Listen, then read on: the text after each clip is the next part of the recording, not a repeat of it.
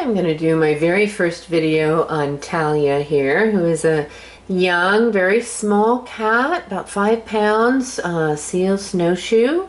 She was found as a stray, fairly local to us, taken into the Humane Society and has been vetted and spayed, and now is here with us just at about the 24-hour mark.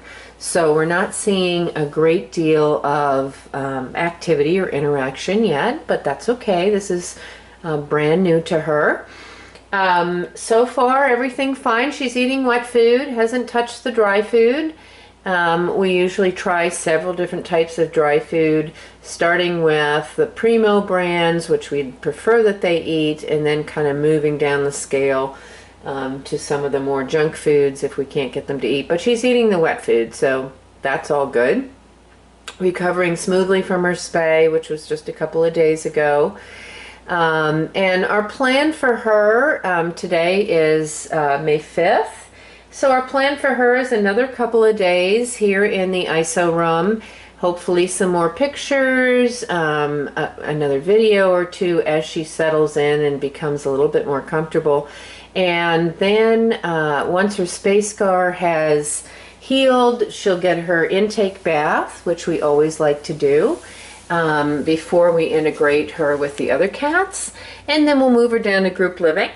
And at that point we can let her out and see how she's doing with other cats and how she is in general. So a bit of a quieter personality is what I'm seeing here, but snowshoes are typically known to be very smart, very playful, very interactive, pretty opinionated, sometimes diva gals, and I wouldn't be surprised if she doesn't evolve into that as she starts to feel more comfortable and feel better. She's had a lot of changes from being a stray to you know, coming into an SPCA and being spayed and then transferring here. So not surprising that she's a little bit more on the sedate side at this time.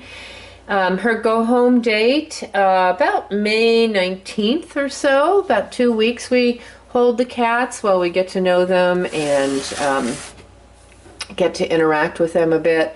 And, you know, typically don't like to do the female-female matches.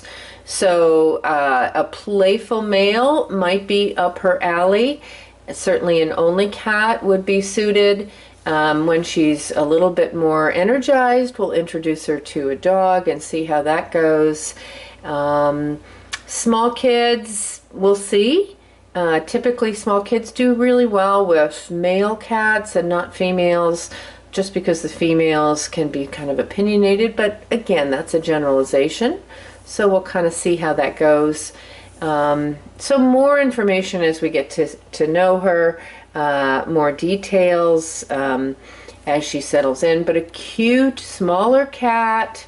So far, everything looks great. Looks like she's going to be a lovely, lovely cat. And, you know, stay tuned.